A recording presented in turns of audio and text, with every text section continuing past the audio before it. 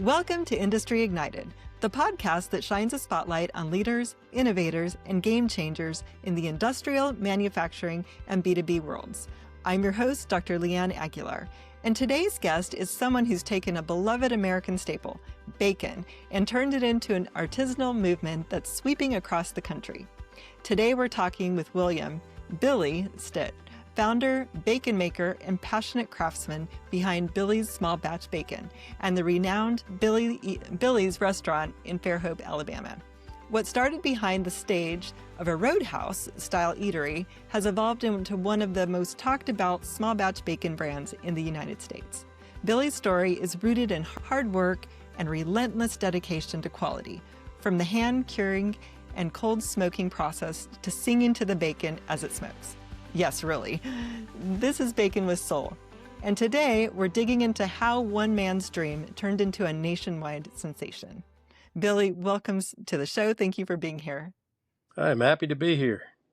All right. So, Billy, take us back to the beginning. What sparked your obsession with bacon, and how did that dream start taking shape behind your restaurant? Wow. Bacon memories go back as far as memories go back.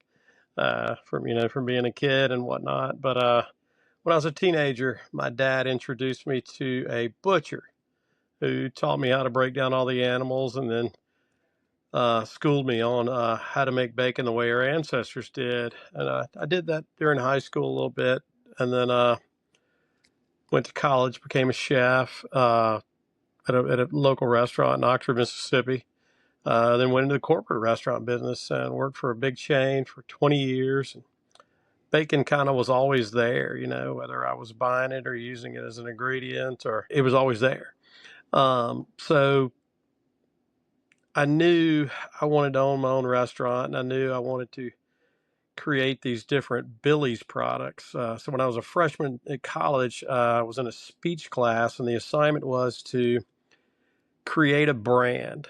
So that's where I came up with Billy's. My name is William Ernest Stitt. I'm named after my two great uncles. So I was going to have Billy's bacon, Billy's bourbon, Billy's beer, Billy's Bloody Mary mix, all these fun things. Actually put it on a plan, put it on in a book, still have all that. And so I would always make a few batches of bacon every year, whether, independently for fun or whatnot. But when I retired from my corporate restaurant job and opened my restaurant, I built a little catering kitchen, and I would make my own bacon. And then it just grew and grew and grew. And now I'm kind of trying to figure out my next steps on how I scale this company, but without compromising quality and all of that. So I'm at an interesting spot right now. Yeah. So I hear it's been a journey, definitely. Yeah. It wasn't an Yes. overnight process by any No, means. It wasn't no. something you just decided one day and stepped into. You've spent years perfecting the process and the recipe. And um, can you just tell us a little bit more, though? What was it like during those early years of experimentation? You talked about like the process that your ancestors did. What Yeah. differentiates that from So the? the gentleman I worked with was, you know, he didn't have a degree hanging on the wall or anything like that. He was just a diehard meat guy, for lack of a better word. And he talked a whole lot about the selection and the choice of pigs, and to make sure that the pigs came from someone who treated them right. And this was way before all of this stuff we hear nowadays. I mean, he was like, you just want to make sure you're not dealing with a stressed animal. He says, here we are in the Mississippi Delta, and, I'm going to teach you how to, select a pig. And, every day during hunting season, people are bringing in these wild pigs and want me to do stuff with them. And I just look at them and say, I'll tell you, we're going to walk it right back to the dumpster out there. We're not going to do that, because those animals are stressed, and, that's not what we want. We want a pig that's been fed properly, treated right, can go inside and outside, get out of the rain, come inside, go outside and eat clover. And so a whole lot about the selection of the animal. And then he's like, you want to make sure that they're not injecting these animals with growth hormones and growth antibiotics. And he goes, you'll go to the grocery store and you'll see a chicken breast as big as a bowling ball, and I'm like, that's not normal. He said, they all should be a little bit different sizes. They need to be natural, and so we talked a whole lot about that.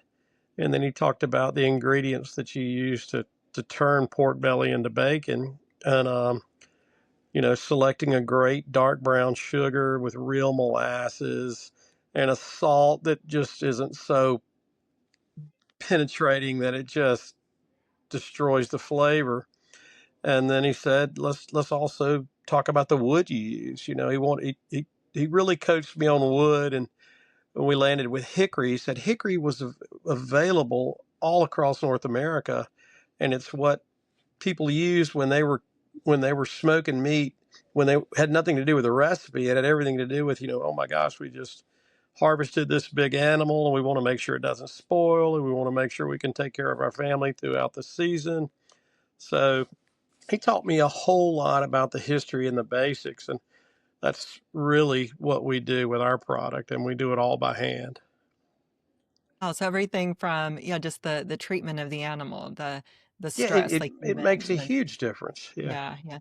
And that makes sense. I mean, I've heard a lot about how stress, there's hormones and stuff that are released and into a person or animal whenever we are under stress. And I completely understand how that could impact the meat. And I don't know if it's the quality, I mean, how it impacts it exactly. I don't know the science behind it, but I I can understand how that would make a big difference, if it's not an animal who's stressed. And um, also just right, everything about the process. It sounds like you took a lot of care and to explain that and instill the importance of the wood and the different parts of the part We, the we talked process. a whole lot about timing. He said, we're not going to inject these pork bellies with liquid smoke or some kind of cure. We're not going to put on a yellow suit and spray them with liquid smoke. He said, we're going to cure them slowly under refrigeration with the brown sugar and the salt. And we're going to, see how many days it takes to get them to where we want them to be. And that's where Hmm. I kind of landed with my 8 day process, not 7, not 9, but 8. Um, we don't go any less, we don't go any more, and we end up with a great, consistent, lovely product before it goes into the smoker. Yeah. Okay. So it's like, right, experimenting over time and figuring out what worked the best, what produced the best quality, or highest quality. Uh, It takes me 10 to 12 days to make a batch of bacon, and that takes up a lot of refrigerated real estate. yeah. So it's, when you've got 3,000 pounds rolling every week in rotation, you've got to really make sure your production team is on top of things and keeping things in order. Right, right. And I love that your bacon is serenaded by local songwriters. Well, you know what? Awesome. You've got to sing to your pork bellies, and then that was a happy accident. So Huh? I had a bunch of leftover gear and equipment when I built the restaurant, so I just built a little box behind the stage with a tin roof, and that's where I was doing my catering and my menu testing, and I could, I could hear the musicians singing and playing and stuff, and many nights I was in there, you know, curing and smoking my bacon to use for my restaurant. And I was like, man, this bacon's getting serenaded. And that's kind of where it landed. And then the singers would come, and we produced a little sticker to go on their instrument case that says, I came and I serenaded the bacon at Billy's. And that's Yeah. kind of a treasure that, I feel like a lot of singers and songwriters want to earn that. I don't just Hmm. give them to anybody. They got to come and sing here. Okay, great. So it's actually a sticker they get. It's like a badge of It's a honor for rite of that. passage, right? Yeah, rite of passage. There you go. That's awesome. And I bet that creates like a really soulful environment and just adds to your uh, right, just the overall environment that you're creating, and people probably really enjoy that. Yeah, and I get asked all the time, and they said, "Billy, do you sing to them?" I'm like, "No, not at all. It would taste Yeah, terrible. You don't want me singing to them." so cool. Yeah. So your process is meticulous, is what I'm hearing. Everything Yes. from the breed of pigs to the molasses and your brown sugar. And can you break down, I mean, you talked about your 8-day curing and smoking process. Can you break that down a little bit more for us? Yeah. So I was anxious to get this project started, but I wasn't pressured to be in a hurry. Um, and then when you have limited space, limited funds, limited everything, you've got to be able to test things, but not. I couldn't afford to waste things. So landing with the right cure and the right smoke. Um, I wasn't making bad bacon, but I was like almost there. And for several months we were like almost there, and then we would have one that was like, well, that's perfect, and we would go back and look at our notes, and we would check everything, and then when we landed, it was like, okay, this is it.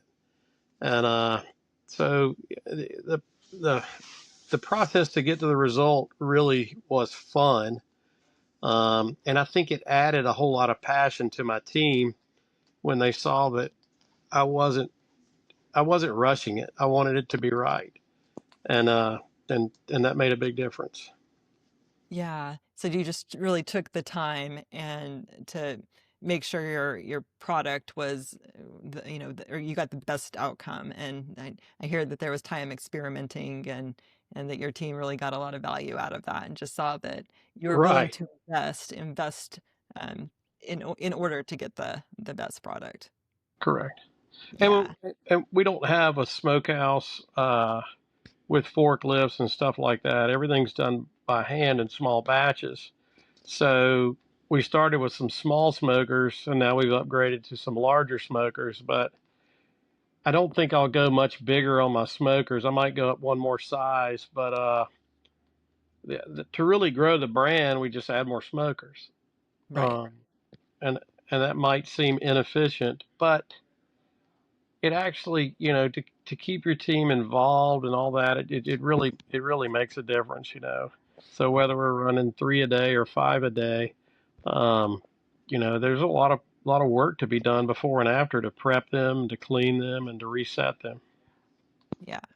And you source pork from Midwestern family farms, I specifically do. Berkshire Red and And I live way, way in the deep South. I'm in L.A., the other L.A., Lower Alabama, and people are like, "Well, yeah, are you buying the pigs locally?" I'm like, I've tried, but it's just so darn hot down here that the pigs don't eat like they should, and they just don't grow, and it takes about 8 months from a baby pig to reach bacon, if you ask anybody hmm but if you were to do that down here in the quantity that I need, it would take 12, 14, 16 months. And that's a lot more feed, a lot more real estate taken up, and a lot less Right. turning the product.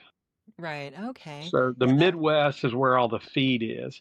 And why the Midwest? Well, when the USDA came out, they had all the right intentions, but every community across our country had a, a slaughterhouse. And they also had a smokehouse, and the USDA came in and just made it. Well, the federal government just really cracked down on a lot of those things, rightfully so, and just made it so hard that a bunch of them went out of business, and everything pulled up to the Midwest because that's where the feed was. right. So you raise the pigs where they're growing all the feed, and you have less expense, and it's a better business decision. Yeah. That makes sense. And why specifically the Berkshire Red and Chantilly White pigs? Well, they taste the best, and Did they're you experiment delicious. there? Yeah. I'm a little Charlotte's Web fan. I loved the book, Yeah. um, and that's the Chantilly White, and I love when they came out with a little animated movie. That Um, was Wilbur, right? Wilbur? that's exactly right. Yeah. And then the Berkshire Red. One of my childhood best friends was in 4-H, and he raised pigs, and he had these big red hogs, and it was so fun. And we would ride them and do stuff. I mean, it was a mess, but I just was enamored by them. They were just so cool. And then to find out that an animal like that creates bacon and pork chops and hams, and I was like, okay, I get this. So I don't farm them. I thought I was going to in the beginning, but I don't have the time or the space. Okay, and it makes sense with the environment being different as well. Like you said, it just Right. it's a lot more efficient to source them from the Midwest farms. Is what I'm Correct. hearing. And tell me a little bit more about the cold smoking process and how it impacts flavor and tenderness. Yeah. Okay. So the cool thing about cooking is we all grew up where when it was time for mom or dad to put burgers in the skillet or put them on the grill or steaks or whatever, they got the package right out of the refrigerator and put the protein in the skillet or in the oven or on the grill. And they didn't take the time to let it rest unless they were trained properly. Um, so, for example, you could take two beautiful ribeyes and you could keep one in the refrigerator right until time to cook it, but you could pull one out for several hours and let it just rest on your kitchen counter. And what will happen to it is as it comes down in temperature, the pores will open up, it'll receive the seasoning better, the muscle structure will loosen up, and you can cook those two steaks that were exactly from the same ribeye, but you can cook them right side by side next to each other, and just maybe a little salt and pepper or nothing. And then when Mhm. you go to taste them, once you've cooked them to your desired temperature, they taste completely different. Really? The I one love that's that. Pro tip. Yes. the because you're not shocking the meat. Okay. Yeah. So we start with a smoker that's completely off, Hmm. and we put our cured bellies in there, and then we turn it on and we smoke the bellies till they reach their desired temperature. So we're not taking a very cold piece of meat and putting it into a smoking hot cooking device. And shocking it. Yeah. Yeah, so it Yeah. takes its time and it really, really makes a big difference, and it adds a whole lot to the quality and the flavor, and the end product is just amazing. Huh. Well, that's a great tip. That's something to keep in mind. I've got to try that. Yeah. Yeah. Do that 'Cause- steak okay. trick with your family and they will appreciate it. And it's a great thing to do with young people. When young people, when you're trying to teach them how to cook, teach them about letting their proteins rest a little bit before they put them on the grill or in the Great. And how much time should someone let their steak rest, let's say? hours. I mean, you don't want to let it sit out in the danger zone, between 40 and 140, but you need to let it definitely, get a little more closer to room temperature. Okay. Well, good tip there. Thank you. All right. So starting from a small kitchen in Alabama, you expanded to restaurants and specialty markets across the US. What were the biggest turning points in scaling your business? Well, uh,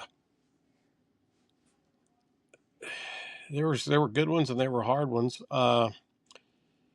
When when people would come and taste my bacon, or I would sample it, they were like, "Man, this is amazing! It's so unlike any of the stuff that we're ordering or that we see at the store."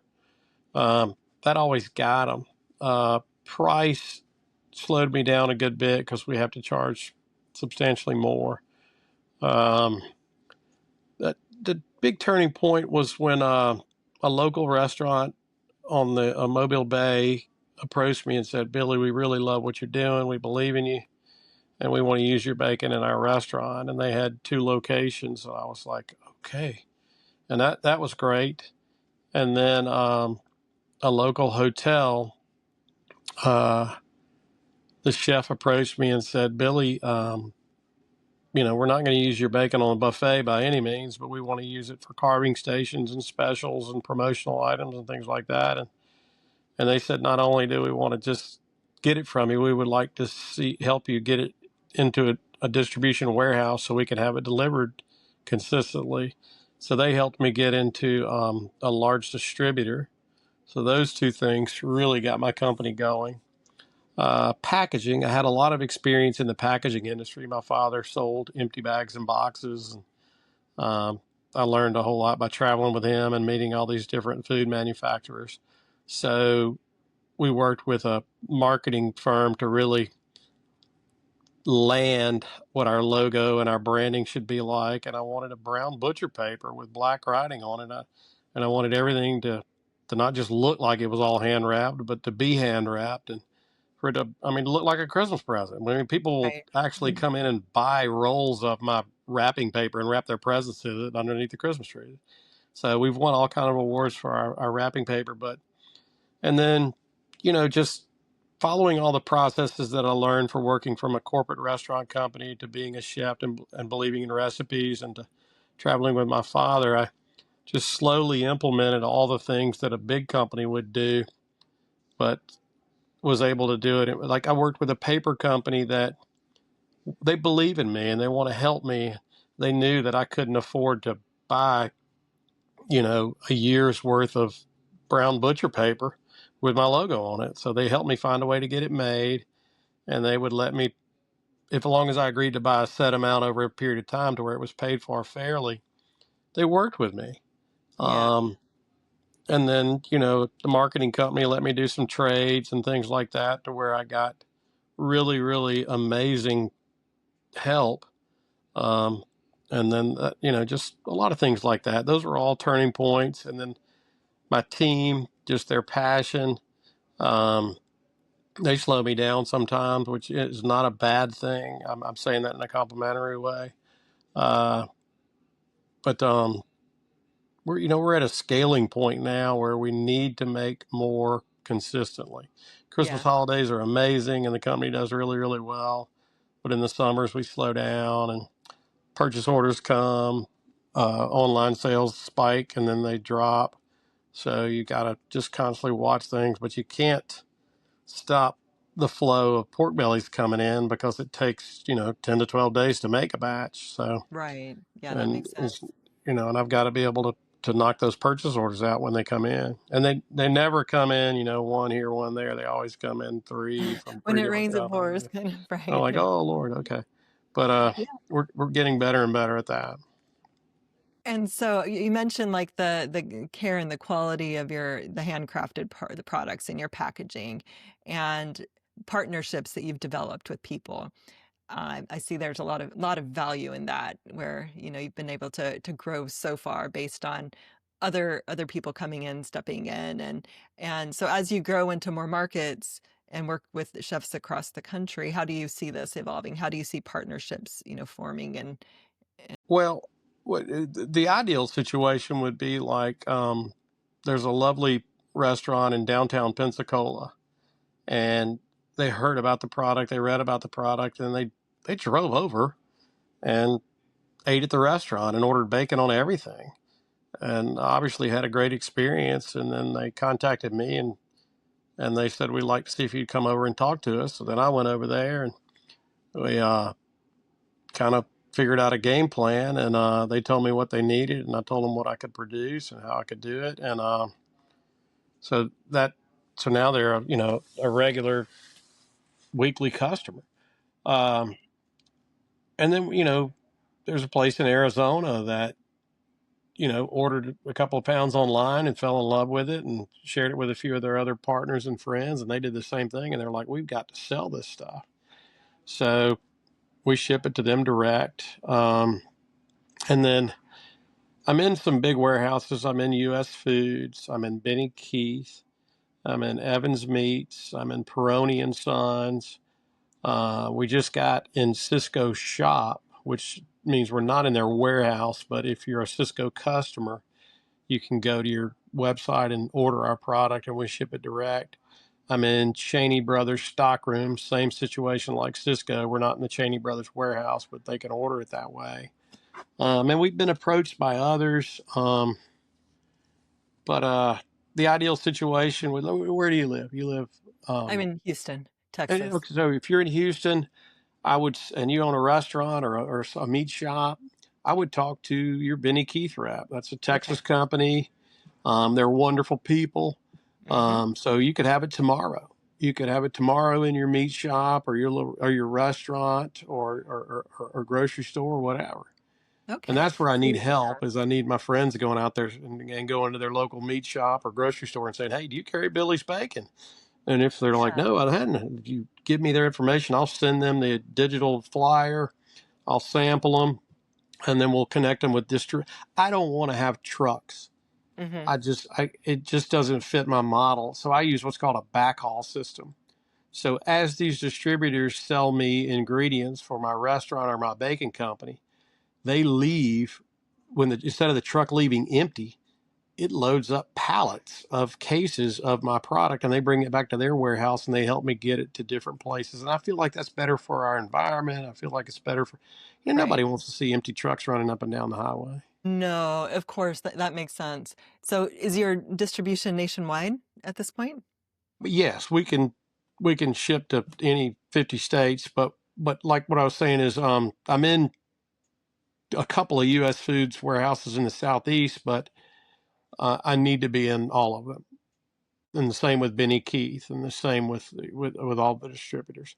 Right. So, and that's going to happen, but maybe this call will help me jolt a few things and get things going. That's Yeah, absolutely. There you go. so, I And mean, so, I need a couple of hooks. I need to get into 2 to 3 more warehouses, you know, by the end of the year.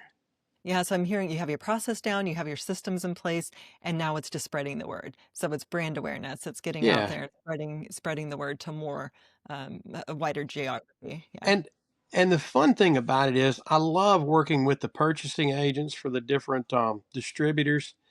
They're so used to big guys. They really enjoy it when a small producer comes around, because when they call, they get Billy. They're talking to me, Yeah. and we talk through it, and they might say, hey, I need 64 cases. I need it in 10 days. And I might have the same thing going from a couple other distributors, and I can say, I could do 32 next week and 32 the following week, and usually they're pretty cool with that, and it works out. And then we get into a trend where I can start doing the 64. And I'm just using those numbers because they're real. And we have 5 products. We have a sliced wholesale, a sliced retail, an unsliced wholesale, and an unsliced retail. And then we sell our bits and end pieces, which we call lardons. And everything's sliced on a big slicer. And when you get down to the end, it's the same bacon. It's just not the beautiful slices. And we put that in a 10-pound case. And pizza places are using it for an amazing pizza. Italian restaurants are using it as a pancetta substitute. Chefs are using it to add to their greens, their peas, their beans. And then they're saving all the drippings. But the drippings for my bacon are like gold. And chefs just love it, because if they want to make their own corn muffins or biscuits, they need a really good lard. And heck, why not make your lard yourself from a great bacon? Right. Yeah. Oh, wow. So are you going to like to shows like for restaurants and chefs and Yeah, introducing your I just product? got back from a Peroni food show in New Orleans last weekend, and I got to say hello to 20 or 30 of my regular customers, and I met 20 or 30 new ones. Mm-hmm. And I do need to make it to the other big ones. Those can be when you're a small company, it can be very expensive to go to a food show, not just the lodging and the travel, but Yeah. they charge a pretty penny to be there. And then you got to have a lot of samples. So I have to Right. really pace myself and be careful. Yeah, and I'm wondering if there's somebody you can partner with and tag on to, Well, that you I would love to find a great grill company or a cooking equipment company, yeah, um, that would say, hey, we need to season, you just bought this new flat top, or you just bought this new grill for your backyard or for your restaurant. Let's season it with Billy's bacon. And, if I could partner with them and do that, that's on my goal list, is to find that right partnership. And I just, I'm putting it out there now. There we right. go. Yeah, there you go. Absolutely. So who are your customers today and what kind of feedback are you hearing from them? My home customers are foodies and home chefs, that are looking for a bacon that is superior to everything out there. Um, my commercial customers are chefs and commissary chefs that understand that this is not a buffet bacon, and they understand how to cost out a recipe and to price it on their menu properly, so where we both win. A lot of places are kind of stuck on a regular, just commodity bacon, and I'm cool with that. If you're a burger joint in Wisconsin and you've been buying ABC bacon for 20 years, keep buying that. I'm fine with that. But incorporate some Billy's into it and just say, hey, for $2 more, we can substitute it out with our good buddy Billy's bacon. It's serenaded in Lower Alabama. It's no hormones, no growth antibiotics. It's going to be unbelievable. And then he's winning, I'm winning, and the guest just getting the best bacon out there. Yeah. All right. I really hear that, Fairhope in the South really influence your approach. How do what's that? Go ahead. No, Fairhope is, Fairhope is where I plan to grow old. I love it here. Yeah. The South means the world to me, but I was blessed. Dad would throw my brother and I in the car, and we'd wake up in Cincinnati, Indianapolis, Philadelphia, Chicago, New York, and he was selling bags and boxes. So I want to be everywhere, but I want to be in the right places everywhere. And Mm-hmm. that, I want to. I want to give a small meat shop a chance to have something that the big boys don't have. And I want to give a independent restaurateur the chance to have something that's just stellar. And then I love it when I meet convention center chefs and purchasers because we're a special event bacon. If you've got, if you're managing the convention center, the auditorium and theaters, and you're doing special events, my bacon's perfect for that. My sliced pork belly on a carving station for weddings and events, really, really. And if you're giving an adventure place like a ski resort, whitewater rafting, that kind of stuff, and you have all these really cool adventure people coming in that are looking for an awesome bacon that just really start their day, I fit there. Our new logo is Billy's Bold Adventure Bacon.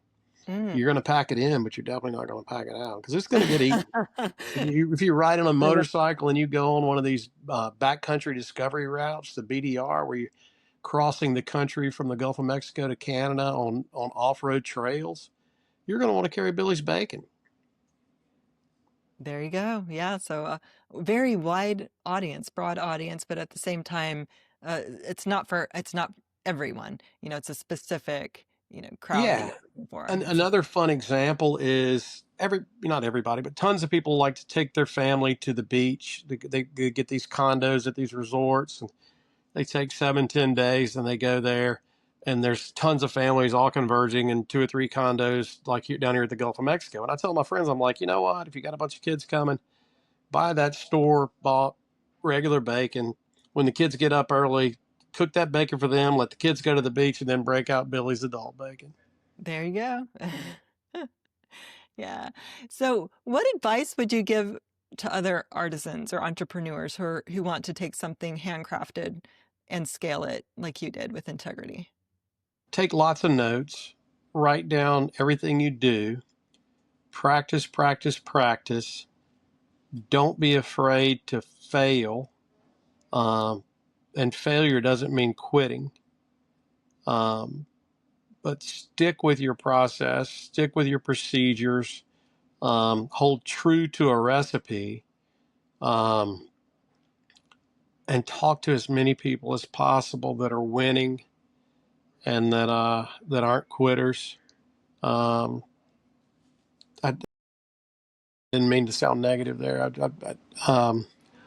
Just just find people that have found their niche, and it doesn't have to be exactly what you're making, but find a way to surround yourself with people that believe in you, and find more wonderful people and listen to their story about what they went through to get to where they are today. Um, and find a team that will believe in you, and make sure whatever you do the job through people, because if you try to do this all on your own, you, it'll kill you. You've got to if you're trying to create a brand, if you're trying to create a product, you've got to be able to do it. Successful restaurants are not going to make it if it's one person cooking lunch and dinner 7 days a week. They have to have a Right. team. You've got to have a great team. And the team's got to be people that believe and that you trust and that they trust you. And, you just got to have a team. Find a way to start with a team as early as possible, whether that's 2 people or 20 people, it doesn't matter. And just make sure everybody's in agreement that we're not changing anything, we're not altering anything unless we come up with a plan or a process. And then that's when it gets fun. And then you could start doing other products, um, but not destroying your original recipe. Yeah. So speaking of new products, what's next for Billy's? Do you have any bacon dreams in Yeah. the works? Yeah. So our pork belly bites, we hope to see those in stores. My blended burger, it's a certain percentage of great beef and another percentage of my bacon. We hope to see those patties in stores soon. Um, my hat, the Billy's hat. There's nothing prettier than a Billy's ball cap. I want to see those on people's heads all across the world. And just the bold adventure bacon, I think you're going to start seeing that really take off. I think when you go to places like a ski resort and you see Billy's Bold Adventure Bacon on the menu, you're going to be like, what is that? I got to have some Bold Adventure Bacon.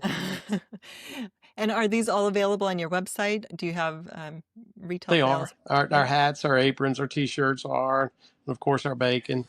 And then the burgers you should see in some stores in the Southeast soon. Okay, great. And before we go, I want to ask you about something close to your heart. Your story is so much more than bacon. It's about soul, passion, and purpose. So if you could leave listeners with one key takeaway about building something meaningful, what would it be? Wow. You got to believe in yourself. Then you have to take care of yourself. I struggled. Personally, I was not in a good place a few years ago, and I had gained a ton of weight, and I was not looking after me. Um, a few years ago, I was looking at being 55 years old, and I was like, before I'm 55, I want to lose 55 pounds. And I did. I've now lost 82, and I've been able to keep it off for a couple of years. And I'm maintaining me, which is making me a better William, a better Yeah. Billy. I'm a better dad. I'm a better friend. I'm a better business person. I make better decisions. Still eat bacon every day, but spend time taking care of yourself. Try to incorporate things that you love into your business. Yes, you got to have your time away from your business, but for example, I used to love riding motorcycles, and after I lost 55 pounds, I rewarded myself with a bike, and so we host an event once a month at the restaurant called Billy's Bacon Burgers and Bikes. And, we'll have 100 to 150 riders show up. And we've turned a slow, sleepy little Wednesday into a busy, busy Saturday night in sales. And That's a great idea. yeah, so I was Yeah. able to incorporate my love for bacon, burgers, and bikes into the business. And my team makes money when we work those nights. The business does well, and we're able to partner with some charities. So we've helped uh, about 16 different charities over the last 16 months raise about $16,000. Yeah. That's amazing. Yeah, that's inspiring. And Always what give back. Try to yeah, find a way to always, and that doesn't mean writing checks left and right, because I definitely can't do that, but give your time, give your energy, give a smile. You have no idea how much greeting somebody with a smile that works on your team. And when your customers see you smile, it just is contagious. And they can hear it on the phone. yeah. They can hear your smile on the phone. I agree. And that it really resonates like self-care, how important that is to put yourself first, not because putting yourself first lets you better take care of your business, lets you be there for your team, lets you have the energy and that peace of mind and that space for growth and yeah, because people who I guess if you run yourself ragged and you're exhausted all the time, then you're not going to feel great, and others can feel that as well, and it's gonna impact your entire team and environment. So I think that it's super important, right, to take time for yourself Big and time. yeah, and I think that's so cool that you built incorporated the biking element and another passion into your business and made it all work together and then reached another community. You're able to reach another community as well. So and it's uplifting for everyone. So that's what I hear in that story. Well, Billy, thank you so much for your time and sharing your journey with us. From bacon maker to brand builder, your story is a reminder that when you pour your heart into your craft, people feel it. And in your case, they taste it too. That's right. So, yeah, to our listeners, you can learn more and order your own small batch of smoky handcrafted heaven at billysbacon.com. And that's Bill in ES bacon.com. So whether you're a chef, a foodie, or just a bacon lover with high standards, this is a flavor experience worth savoring. So until next time, keep showing up with passion and keep igniting your industry. Thank you so much, Billy. Thank you, and bacon on.